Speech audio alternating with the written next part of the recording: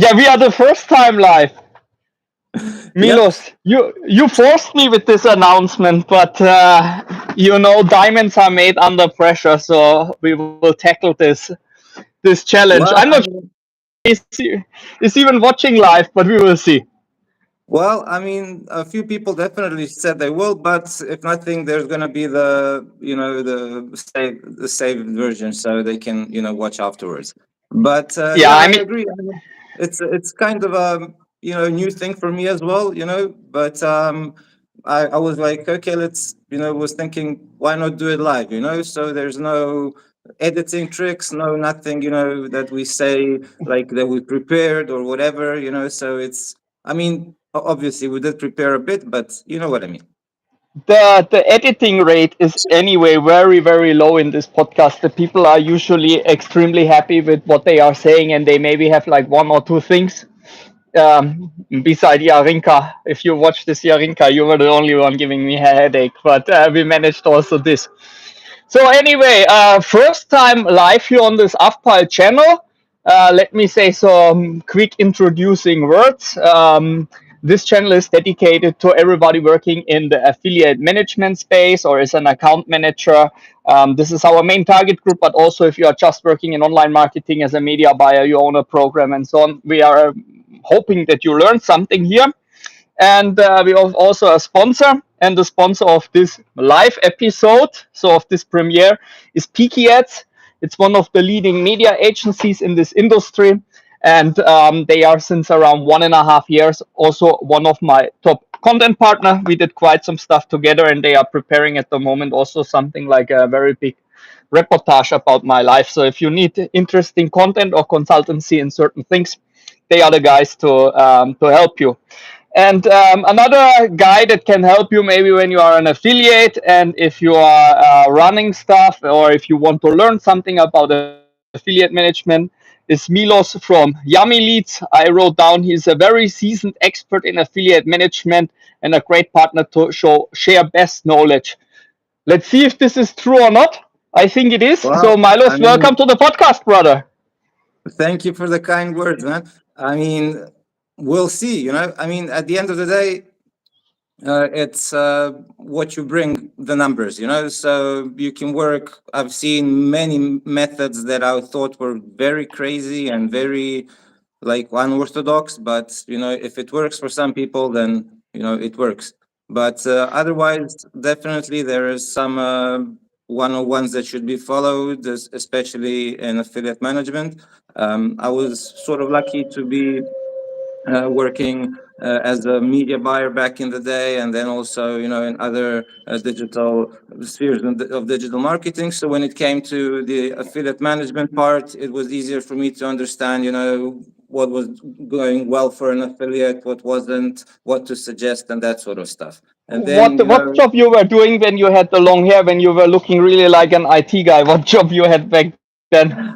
Then I was mostly at that time I already moved on to media buying, and it was either adult media buying or content marketing. So that was in the days when you could arbitrage very well through Taboola and Outbrain, for very little, and yeah, but that was back in the day. You Now could be I'm also a with good admin. You could be also a good sister team. that's true.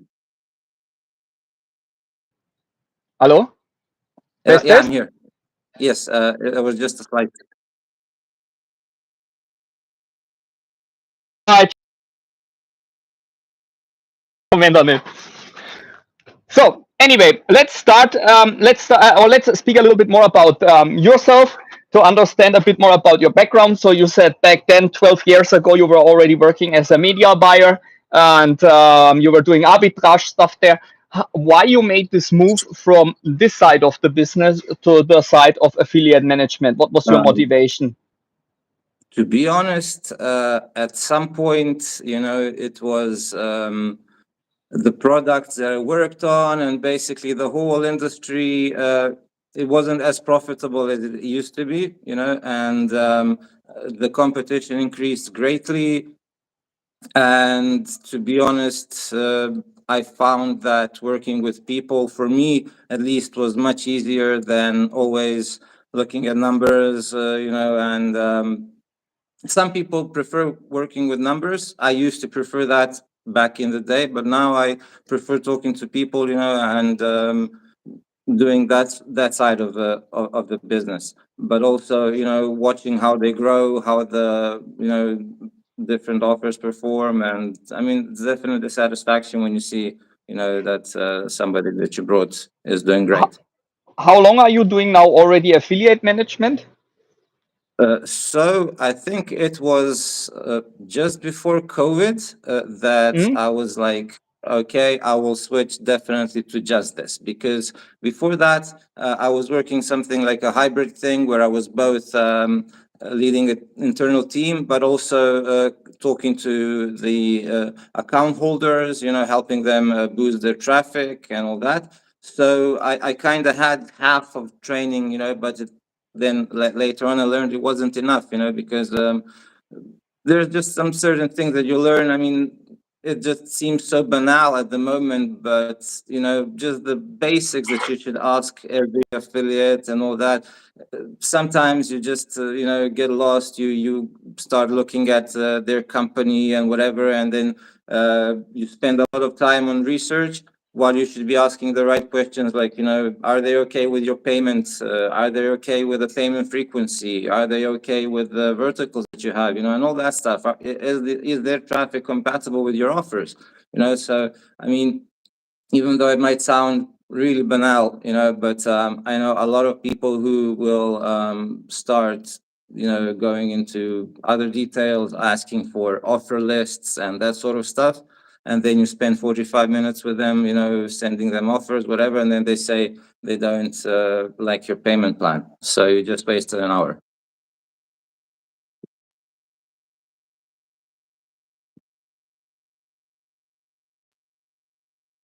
What was the biggest obstacle or biggest challenge working as an affiliate manager in the beginning, and also how you overcame these challenges?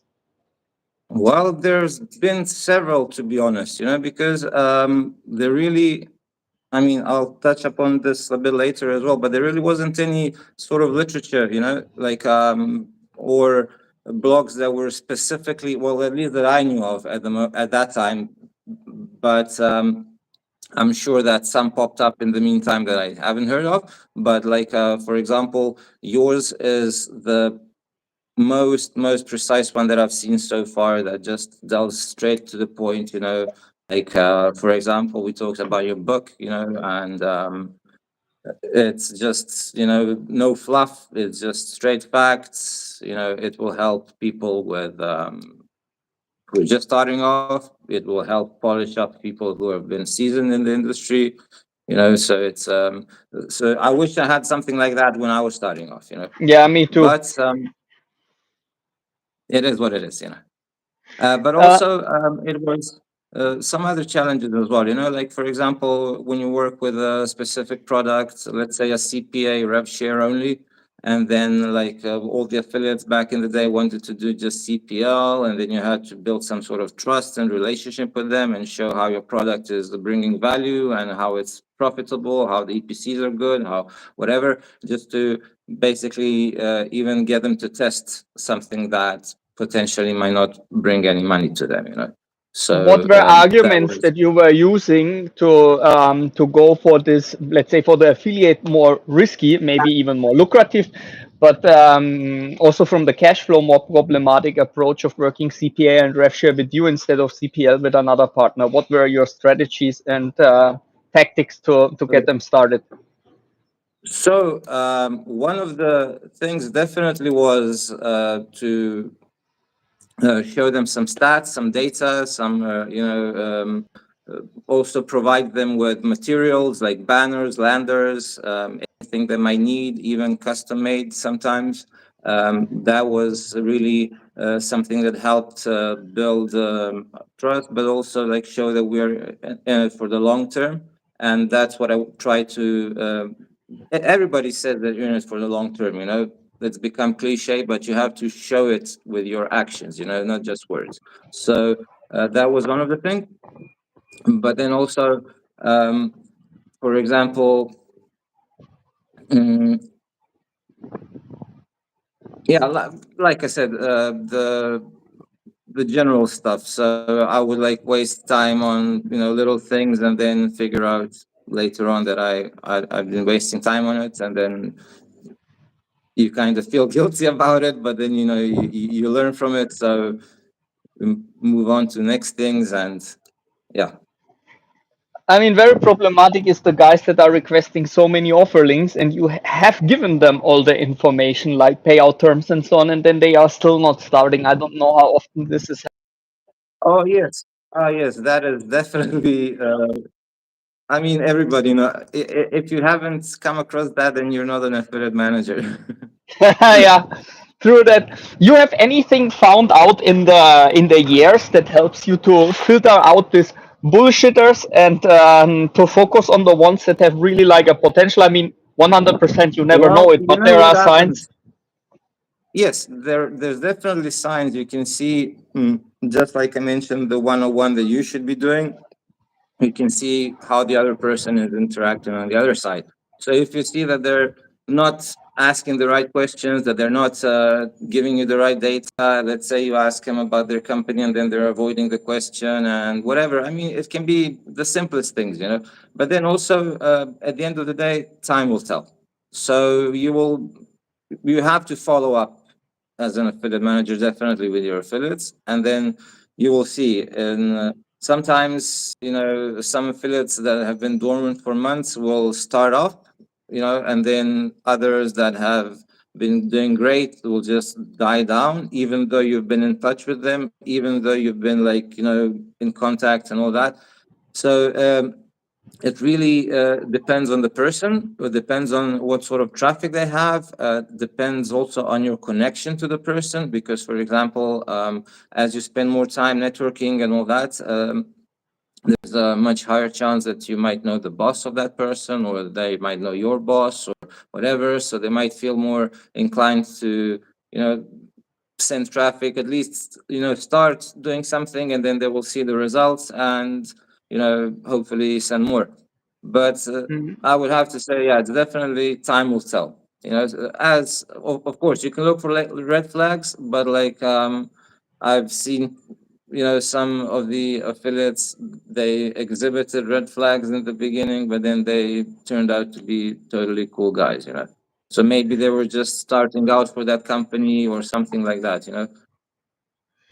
And Be- yeah, or they have a lot of these guys, they have something very good running and they just keep you like in the background, and they don't put too much attention, and then their offer dies, or they have more time, and then they usually switch to you, and they see that your stuff is better, or they maybe don't even have the other offer anymore, especially if it's like super dynamic environments like back then, mobile billing or CC sweeps, or God knows what stuff is out there. that's true.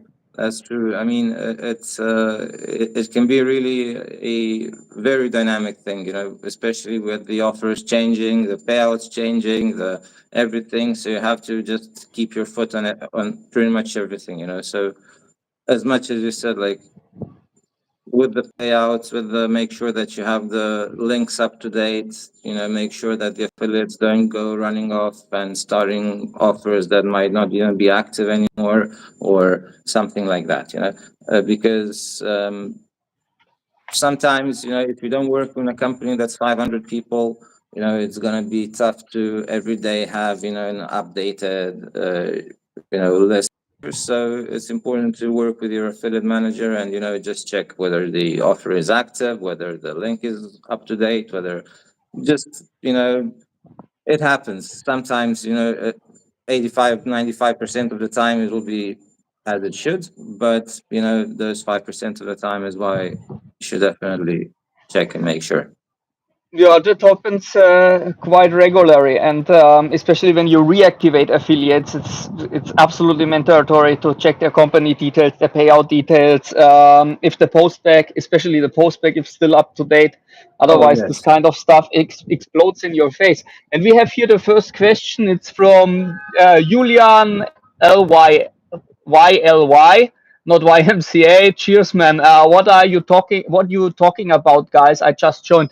So yeah, we speak about affiliate management. This is a part of online marketing, practically connecting the people that have products with affiliates that have the users to send over to make money online. So not sure if you are already in the industry, then stay because of that reason to learn maybe some new aspects about affiliate management. If this industry is completely new to you, also stay here. Exactly. Maybe this is a new career path for you.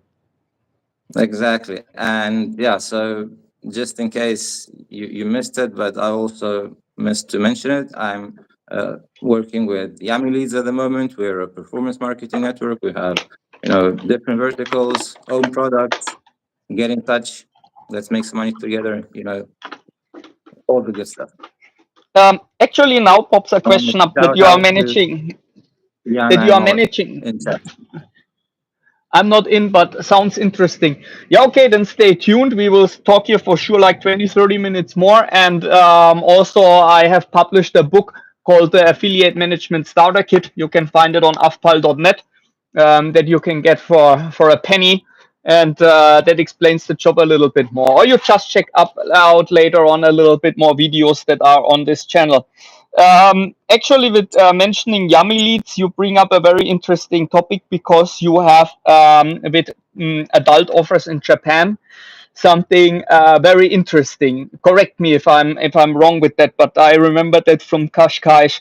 How is an offer that is not available in practically every network? You know, adult dating, for example, in Germany, you will find everywhere. There is practically no advertiser that is not covering that. But Japan is very exotic. It is. Is this really something like the business model to make the money there, or is it helping you to get affiliates to start there because there are not too many options and bring them then into other offers Well, that to you be have? honest, you were the last angle that you had. I never used it. I never thought of it that way, but it's a good angle. Bring them in on exotic offers and then, have them stay. But no, really, I was as surprised as you are, when I started off working with Yami, because I've been in the dating industry for so long and that I've, hardly seen Japanese offers that do good. And you know it didn't take more than a week or two to see the actual performance of the offers and all that to make me a believer. And so Japan is not just it could be like our flagship thing, but we also have quite a lot of other stuff that we're focusing on, but Japan is a very interesting geo because it's so hard to penetrate. It's they have a very different mindset, especially in business. They're a lot more. They have different terminology. For example, let's say instead of CPL, they might say CPF or something like that. And might make sense to them, These and you'll be Japanese like, guys, "What?" huh? Yeah, so for them it would be like cost per profile or something like that, while to you it's cost per lead. And then you're like, CPF, what? But then, those are the little things. But I mean, um, that's our boss's strategy was basically to penetrate the market, and he did a very good job, going there and getting in touch with the native Japanese there, and that's what sort of separates us from a lot of the other offers. So it's not going to be like dating.com in the Japanese version, it's going to be something that's made strictly for them, by them as well, with our input. But so yeah, it's definitely a unique product out there and something that I'm very proud of.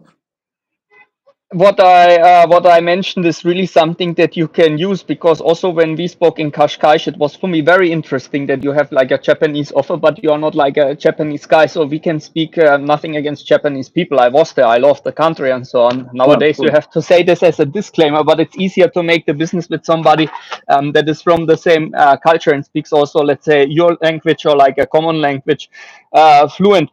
But it has not worked out in the end of the day, even when we have like a Japanese media buyer or somebody in Japan as a media buyer for Masters in Cash. But we had like other things to do. But it's really like a very interesting door opener, I guess. And I saw it when we had in Masters in Cash Singapore and Taiwan. There was also barely Singapore and Taiwan offers on the market, maybe even less than Japanese.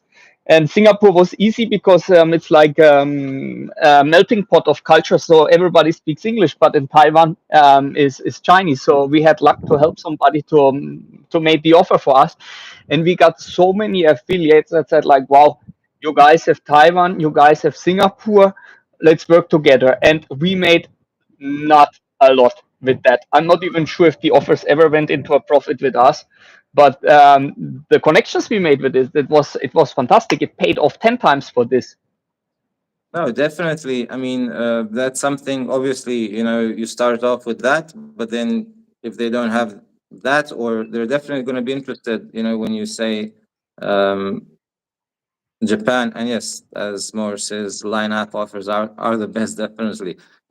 Because Yeah, like I in just read it China, as well. Ah, it's like in Mao, China, of course. Mao is saying this. What's up, brother?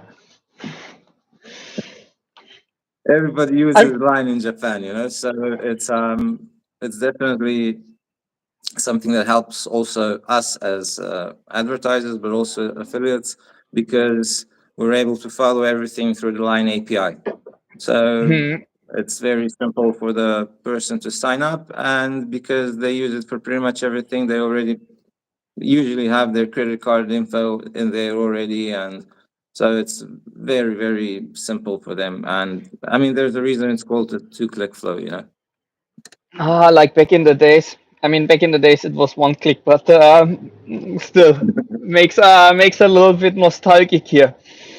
When you look at your job as an and a quite experienced affiliate manager, how is it for you with the difference between hunting and maintaining affiliates? Do you think that an affiliate manager should be able to do both, or you think it should be splitted and like an aggressive sales should do one, and an affiliate manager that is really reliable, detailed worker should do the other part? How you see it? Well, I think it depends on the person, but I agree with you. It can be split, but also if you see that somebody is, let's say, a good biz dev and maybe a good hunter, but maybe not so much to follow on what's happening, why not? I mean, he's still gonna bring you money, or she. So at the end, but it is good to sometimes those skills will overlap. Those like biz dev and affiliate hunting is basically pretty much almost the same thing, because you'll come across affiliates, advertisers, two-way deals, pretty much the whole 9 yards. And so yeah, I mean, it's definitely um, a debatable thing. But I believe that, as long as you have a good manager, as long as you know what you're good at, and you have a good manager who's just going to push you in the right direction, not micromanage you and all that stuff. Of course, if you already have the sufficient training and all that, but if somebody is just starting up, then definitely I would say stick to one thing. And then, once you learn to do one thing well, you can move on to another thing, because some people will just get lost in the terminology and you know managing 5 different social media stuff, like Skype, Telegram, whatever, emails, and all that. But yeah, and at the end of the day, for me, I think it seems that we are having some technical difficulties. Okay, so Um, let me see what we'll do.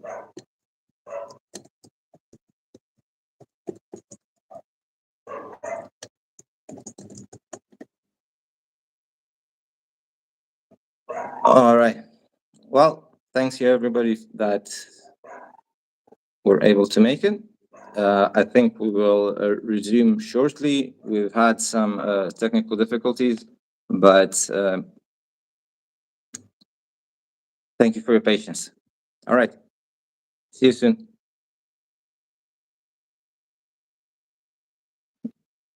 Yes, I can see you, Jana, as well. It just seems that Stefan's um,